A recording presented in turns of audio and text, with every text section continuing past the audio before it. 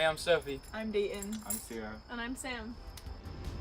First, let's do a quick review of the kinematics equations. Our first equation solves for velocity as a function of time and acceleration. Basically, it shows how much velocity changes over a period of time as an object undergoes acceleration. Our second equation shows that the final velocity squared is equal to the initial velocity squared plus 2 times acceleration times the change in position. It can be used to solve for velocity, acceleration, or position. 4 variables are used in this equation, just like the previous one. The third kinematics equation that we have today solves for final position, showing that it is equal to the initial position of the object plus the initial velocity times change in time plus 1/2 times acceleration times time squared. It can be derived from the first equation. The acceleration of gravity, which we hope you know by this point, is equal to 9.81 meters per second squared.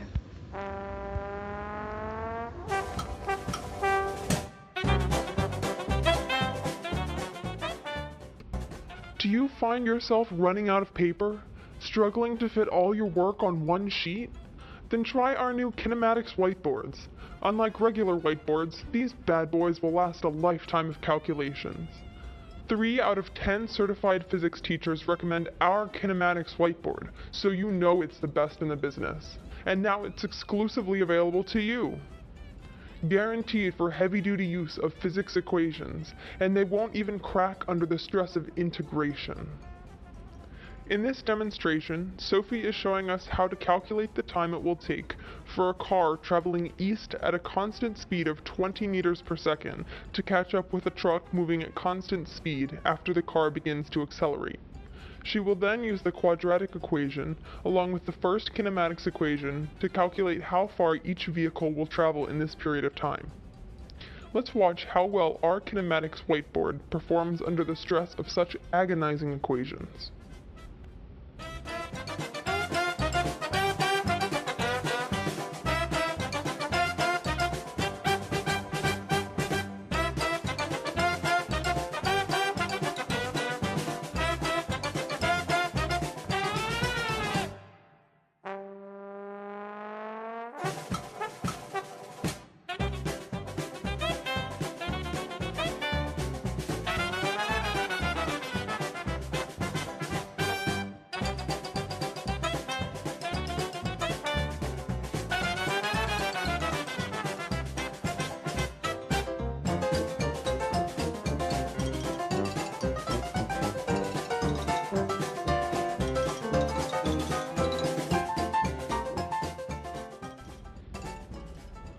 Remember, Sophie is using not only the third kinematics equation, but also the quadratic equation and several vehicle sketches, and the board is still in perfect condition, free of the stress and strains of physics.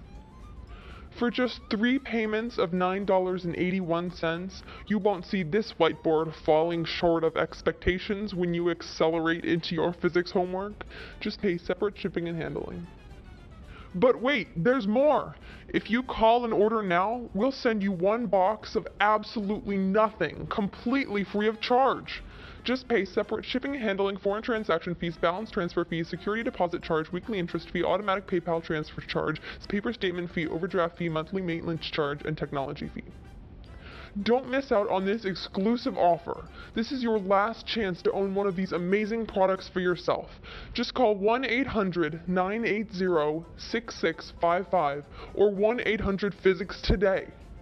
Oh wait, that doesn't work. That's alright. Stick to the numbers. Brought to you by Kinematics Whiteboards Incorporated. In this clip, a bottle of lotion has been partially submerged in a tub of water. The bottle is filled only by air, so it weighs much less than an unopened bottle. The air in the bottle is about 800 times less dense than the surrounding water.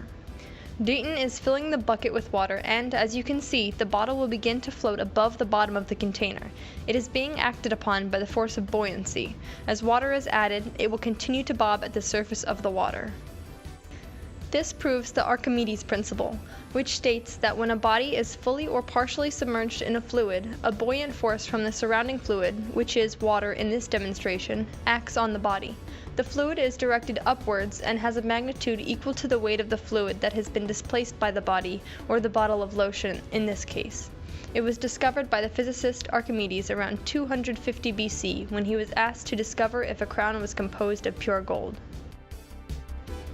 In this demonstration, water has been placed in a plastic bag and dropped into a tub of water.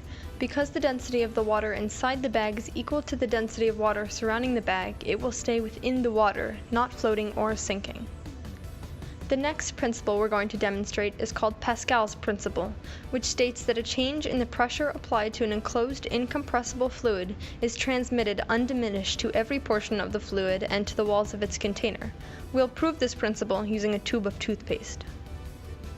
In this clip, force is being applied to two opposing sides of the toothpaste tube, but the fluid is being dispensed evenly in only one direction.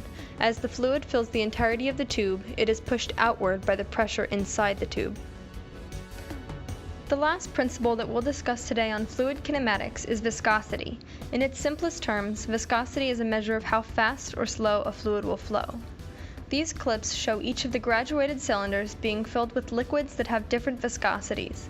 The first liquid is water, so the graduated cylinder is filled with a predetermined volume of water. Secondly, it will be filled halfway with water and the remainder of the volume with olive oil. The last two graduated cylinders will be filled completely with olive oil and with maple syrup. The viscosity of each fluid determines how quickly a ball will move down through the fluid in a graduated cylinder. You can tell that the syrup has a much higher viscosity than either of the two liquids. It takes a much longer time period for the metal ball to reach the bottom of the graduated cylinder. The olive oil is more viscous than water, but less viscous than the syrup. Therefore, in the cylinder that is filled with half water and half oil, it will take an intermediate amount of time for the ball to drop. Because of the molecular properties of water and oil, the two liquids won't mix.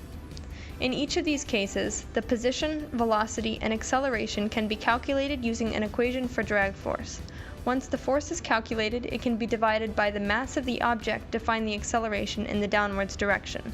The higher the viscosity of the fluid, the greater acceleration of the object will be. The acceleration due to gravity will also be taken into consideration, and then our three kinematics equations can be used to predict the motion of the object within the graduated cylinder.